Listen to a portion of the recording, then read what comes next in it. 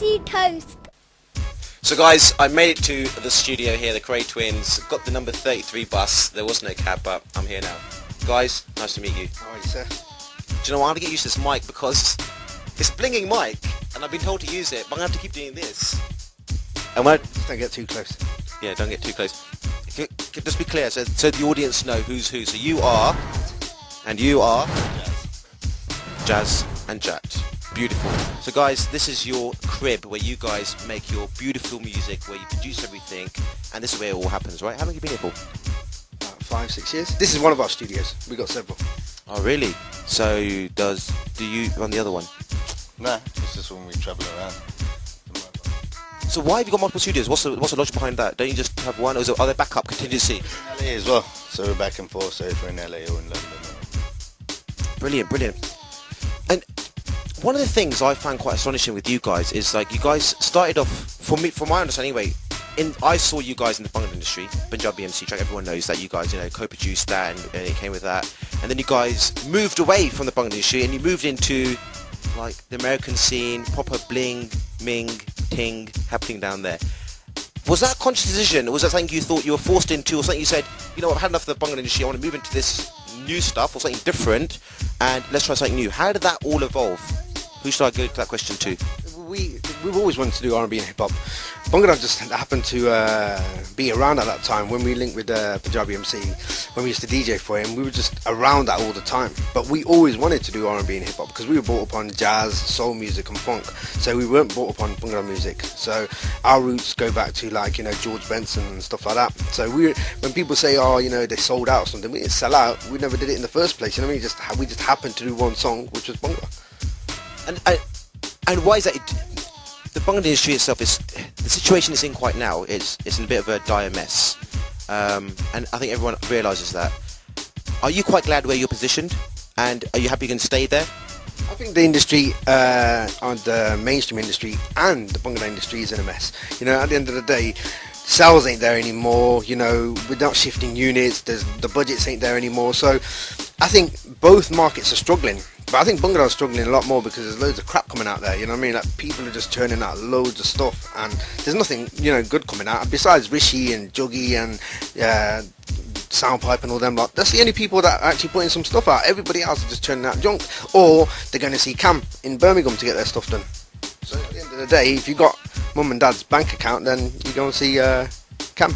So the music videos in the Bangla industry as well, quite cheap production, I would call it. They're trying to big it up, there's some production companies which are using some video companies to hype it up and do some graphic effects and all that kind of stuff, but it's all the same kind of stuff. Your videos are like next level, budget, bling, pools, women, gangsters, cars, gold.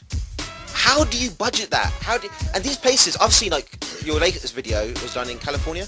Yeah. So how do you budget that? How are you funding it? Because you guys got your own record label. Yeah. So how does it all work? Are you just pot lucky you're in the right industry, you're in the right place, you're not with the Bangla industry, therefore you can do everything because you're the right backing? So how does it work? Who's the answer to this one? I will. Go on then. See, we self-fund everything. Nobody funds our stuff for us. With labels, they don't have those big budgets. And to be fair with you, some people do 5 or 6 videos and they're whack in the Bangla industry. I've seen some really bad mans fly out all the way to like different countries and they come back with, and they could have done that stuff here. At the end of the day, what's the point of it? Like, I got my director out in, the first one was done by Rich Newey, who did Missy's video, the car wash video. He did all the big videos. He did me a good squeeze, to be fair with you. And the second one was done from a director here, but he had all the links out in America. So at the end of the day, if you want to go for something different, we do R&B and hip hop. R&B and hip hop is all about the wow factor. It is about the bling factor. So you have to kind of play that part. Your videos have to say that about you. You can't, I couldn't do one in a car park, with like 3 Range Rovers, blacked out windows and whatnot. It doesn't make sense. And there's some dude dancing outside it. What's that all about? How much you care about your product as well. It's how much if you really think your product's worth something, you'll put something into it. People you only invest into something. Like if you were going to get into something tomorrow, you're not about to put 100 grand into something if you ain't going to make no money.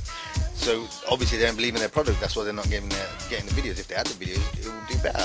What I don't get is, are they promoting the car or the artist? They have all these cars flashing like their lights. Alright, the car flashes lights. Why? Who are you talking about? Which bit? All the artists, they got all these cars, they got about 3 cars and all flashing lights. Was that special effect because they couldn't afford it on the editing stages? So they thought, oh, we'll do the lighting stage in the car. But they don't, you know, at the end of the day, it's all about the artist, or it's about the song or the theme. Sense. The video needs to make sense of everything. Whatever the song's about, do it like that. Take You Home was a summer type feel. It was supposed to be like a barbecue vibe, so we did it outside and thing. What we did was a club video, so we did that in a club.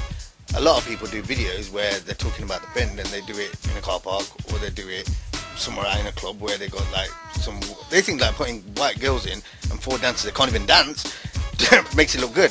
Like, what's that all about? Just because the next video you see will be different that we've done. That we haven't ploughed loads of money into it. It's the title track to Sean Bean's new Hollywood movie, and so it's going to be aired all on for the trailers and everything. But that video is real different, because we haven't gone for.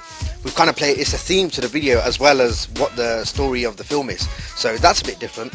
But in terms of the question you're asking about these videos, you know, I blame the people behind it, or the directors, or the artists. And ultimately, the artist should have control. So guys, what I understand is in the music industry, bungalow industry, what's the best video and what's the worst video?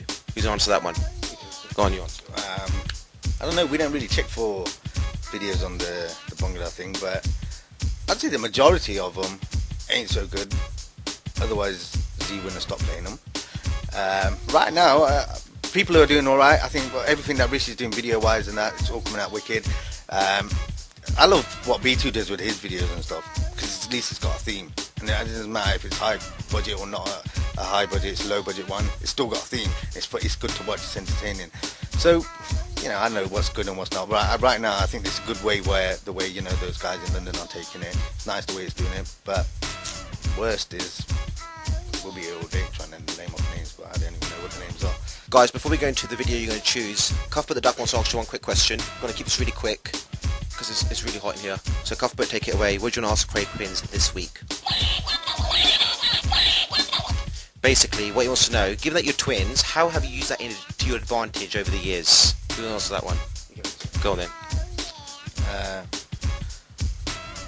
The image. That's how it's been. Everyone loves the twin thing. It's wicked in America. They love that whole thing out there.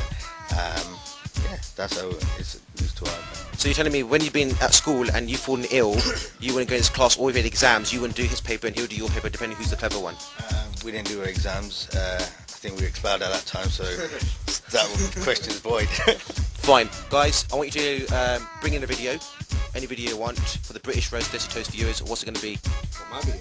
Any video you want. Come on now. Alright, this is Kray Twinz, Take You Home. You didn't take me home. I did get a bus number 33. Take you home. Yeah, very topical. Take you home. Let's watch it. British